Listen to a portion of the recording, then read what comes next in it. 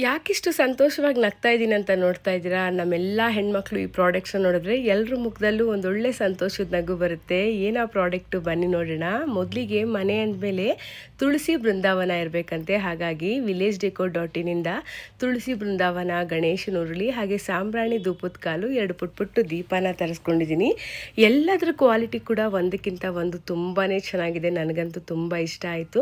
ಈಗಾಗಲೇ ನಾನೊಂದು ಉರುಳಿ ತರಿಸ್ಕೊಂಡಿದ್ದೆ. ಈಗ ತರಿಸ್ಕೊಂಡಿರೋದಂತೂ ಇನ್ನೂ ತುಂಬಾ ಚೆನ್ನಾಗಿದೆ.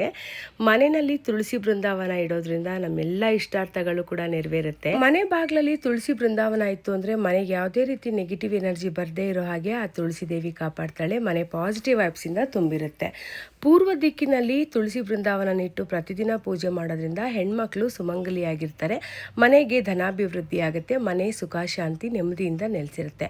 ಮದುವೆ ಆಗದೆ ಇರುವಂತ ಹೆಣ್ಮಕ್ಳು ತುಳಸಿ ದೇವಿಗೆ ನೀರು ಹಾಕೋದ್ರಿಂದ ಬೇಗನೆ ಕಂಕಣ ಬಲ ಕುಡಿ ಬರುತ್ತೆ. ತುಳಸಿನ ಒಂಟಿ ತುಳಸಿನ ನೆಡಬಾರ್ದು, ಜೋಡಿ ತುಳಸಿನೇ ನೆಡಬೇಕು. ಶ್ರೀ ತುಳಸಿ, ವಿಷ್ಣು ತುಳಸಿ ಅಂತ ಕರೀತಾರೆ. ಹಾಗೆ ರಾಮ ತುಳಸಿ, ಕೃಷ್ಣ ತುಳಸಿ ಅಂತ ಕೂಡ ಕರೀತಾರೆ. ತುಳಸಿನಲ್ಲಿ ಮಹಾವಿಷ್ಣು ನೆಲೆಸಿರ್ತಾರಂತೆ. ಮಹಾವಿಷ್ಣು ಇರೋ ಜಾಗದಲ್ಲಿ ಸಾಕ್ಷಾತ್ ಮಹಾಲಕ್ಷ್ಮಿ ವಾಸ ಇರುತ್ತಂತೆ. ಮಹಾಲಕ್ಷ್ಮಿ ವಾಸ ಇತ್ತು ಅಂದ್ರೆ ಮನೆ ಕಳೆಕಳೆಯಿಂದ ತುಂಬಿರುತ್ತೆ. ಇನ್ನೇನು ದೀಪಾವಳಿ ಹಬ್ಬ, ತುಳಸಿ ಹಬ್ಬ ಬರ್ತಾ ಇದೆ. ನಿಮಗೂ ಕೂಡ ಈ ಥರ ತುಳಸಿ ಬೃಂದಾವನ ತಗೋಬೇಕು ಅನ್ನೋ ಆಗಿದ್ರೆ ಲಿಂಕ್ ಅಂತ ಕಮೆಂಟ್ ಮಾಡಿ, ಲಿಂಕ್ ಸೆಂಡ್ ಮಾಡ್ತೀನಿ. ವಿಡಿಯೋ ಇಷ್ಟ ಆದರೆ ಲೈಕ್ ಮಾಡಿ. Thank you so much for watching.